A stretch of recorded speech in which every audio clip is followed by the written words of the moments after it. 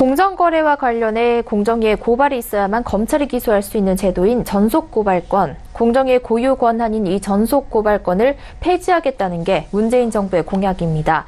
이를 두고 논란이 많습니다. 검찰은 전속고발권을 폐지하고 자진신고 시 처벌을 감면해주는 리니언시의 권한도 검찰과 나눠야 한다는 강경한 입장인데요. 반면 김상조 공정거래위원장은 선별적 폐지를 이야기하면서 신중을 기하고 있습니다. 논란의 중심인 전속고발권 폐지가 어디로 가고 있는 건지 경제산업부 김혜영 기자와 이야기 나눠보겠습니다.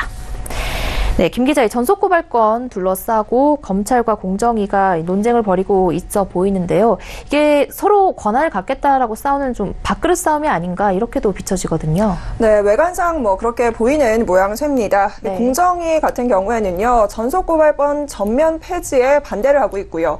반면 검찰은 누구나 고발을 할 수 있게 해야 된다라고 맞서고 있습니다. 전속고발권의 범위를 좀 살펴보게 되면 생각보다 좀 넓은데요. 프랜차이즈나 불공정 거래 행위에 있어서 어떤 불공정 거래 행위를 대기업이 하게 될 경우 공정위만 독점적으로 고발을 할 수 있는 권한을 현재 가지고 있습니다. 자, 이와 관련해서요, 공정거래법 개편 이 부분에 있어서의 토론회가 어제 열렸는데요. 지난 3월이었죠. 공정위는 민간과 학계 등을 모여서 특별위원회를 꾸렸습니다. 이 위원회의 결론이 어떻게 났는지, 현재 공정거래법을 좀 어떻게 바꾸면 좋을지 이 부분에 관련된 결론을 좀 내놓고 공론화의 장을 마련한 건데요. 특유의 결론을 좀 살펴보면 전속고발권 폐지보다는 보완과 현행 유지에 무게를 뒀습니다. 폐지해야 한다는 검찰보다는 신중을 기해야 한다라는 공정위의 손을 들어준 셈입니다. 네, 이 특위의 결론 전속고발권 보완과 유지, 요건 사실 이 문재인 정부의 기조와는 정반대되는 것 아닌가요? 네, 맞습니다. 이 특위의 발표 결과는 사실 문재인 대통령의 공약에 정면으로 배치가 됩니다. 문 대통령은 전속고발권을 폐지해야 한다라고 꾸준히 강조해 왔는데요. 그 이유를 조금 살펴보게 되면 공정위가 독점적으로 고발권을 갖게 되면 투명성이 떨어지게 되고, 이렇게 되면 대기업들의 불공정 거래 관행을 적발하기가 쉽지가 않다라는 데 있습니다. 앞서 검찰이 고발을 요청하면 공정위가 의무적으로 고발할 수 있도록 보완을 했지만 사실 이마저도 평가가 높지가 않습니다. 결국 국민적인 공감대가 마련되지 않으면서 문 대통령은 전속고발권 폐지를 약속한 바 있습니다. 네, 그렇다면 공정거래위원회 입장이 궁금해지는데요. 그렇다면 공정위는 결국 정부에 맞서면서 이 특위의 결론을 수용하겠다라는 입장인가요? 네, 공정위는 검찰이나 일반 시민 누구나 이 고발을 좀 하게 되면 고발이 무분별하게 이루어지게 되고, 이렇게 되면 이 기업의 경영 활동을 위축시킬 수 있다라고 보고 있습니다. 결과적으로 공정거래법에 있어서의 전속고발권 폐지는 보다 신중하게 접근해야 한다라는 입장인데요. 특히나 이 특위가 내놓은 방안을 중점적으로 좀 하겠다라는 지침인데, 일단 제가 공정위 관계자를 직접 만나봤습니다. 이 관계자는 부분적인 폐지로 가닥을 좀 잡았다라고 밝혔는데요. 현 정부의 기조를 정면으로 맞서기에는 부담스럽다며 담합과 관련된 부분은 전속고발권을 폐지할 것으로 보인다. 이게 중론이다라고 전했습니다. 네, 최근에 서울중앙지검 공정거래조사부가 이 불법 취업 혐의로 공정위를 압수수색을 하기도 했습니다. 네. 두 기관의 힘겨루기가 이어지는 게 아닌가 이런 생각이 드는데요.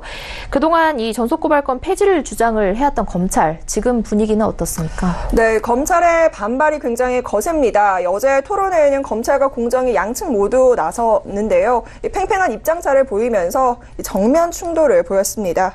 사실 어느 정도 예상이 됐던 그림인데 그 모양새가 그대로 연출이 됐고요. 날선 비판을 그대로 날렸는데요. 이 검찰의 입장 들어보시죠. 관계부처에서는 공정위에서 이 전면 개편을 추진한다는 사실을 막판까지도 알지 못했습니다. 법 개정이 안 되면은 결과적으로 현행법이 유지되는 것이고, 현행법이 유지되면은 전속고발권도 유지되는 것이고, 공정위 입장에서는 나쁠 것이 없지 않느냐는 분석도. 네, 검찰의 단호한 입장이 고스란히 전해지는 것 같습니다. 사실 그런데 김상조 공정거래위원장도 앞서 이 전속고발권 폐지에 대해서 긍정적인 반응을 보이지 않았었나요?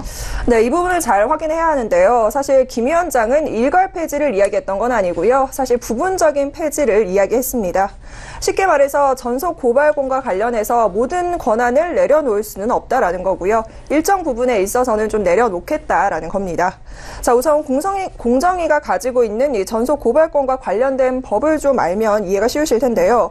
공정거래법, 하도급법, 가맹법 지금 쭉 나오고 있죠. 이 6가지가 해당이 됩니다.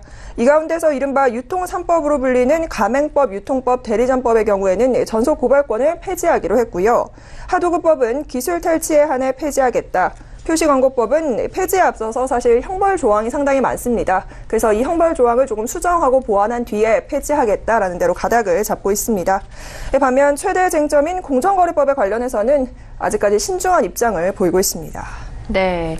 이 전속고발권 문제 외에도 담합 등을 했을 때 자진 신고를 하면 처벌을 감면해주는 리니언시 제도가 있잖아요. 그 리니언시 제도를 가지고도 검찰과 공정위가 다투고 있다고요. 네, 맞습니다. 이 두 번째 쟁점이 바로 이 담합과 관련해서 자진 신고를 하면 이 처벌 수위를 좀 감면해주는 리니언시 제도인데요. 검찰은 우리도 리니언시 권한을 좀 가져야 하는 거 아니냐, 내놔라라는 입장이고요. 반면 공정위는 이 권한을 내어줄 수는 없다. 다만 어떤 수사 과정에 있어서 일부의 정보를 좀 공개하겠다라고 맞서고 있습니다. 네, 이 리니언시 제도에 대해서는 왜 서로 간에 힘겨루기를 하고 있는지 좀 이해가 잘 안 가네요. 네, 이 부분 굉장히 또 중요한 부분 중 하나인데요. 사실 우리가 이제 공정위에서 담합을 조사할 경우에는 바로 이 리니언시 제도를 좀 활용해서 정보를 모으는 경우가 대부분입니다. 만약 검찰의 뜻대로 개정이 된다면 담합을 자진 신고하려는 기업은 과징금 면제를 위해서는 공정위에, 또 형사고발을 면하기 위해서는 검찰에 각각 자수를 해야 하는데요. 공정위는 이렇게 되면 기업들이 신고를 꺼리게 되고 결과적으로 담합과 관련된 부분이 조사에 있어서 또 위축을 받을 수 있다라고 판단하고 있습니다. 반면 두 기관이 권한을 함께 가져가야 한다라고 보고 있는 검찰의 입장은 구조적으로 그 근본 문제를 바꿔야 한다라고 보고 있는데요. 공정위를 경로해서 들어오는 이 정보가 어디부터 어디까지인지 그 범위를 제대로 알 수 없다라고 계속해서 이야기를 하고 있는데 결과적으로는 좀 주도권을 주겠다라는 입장으로 보입니다.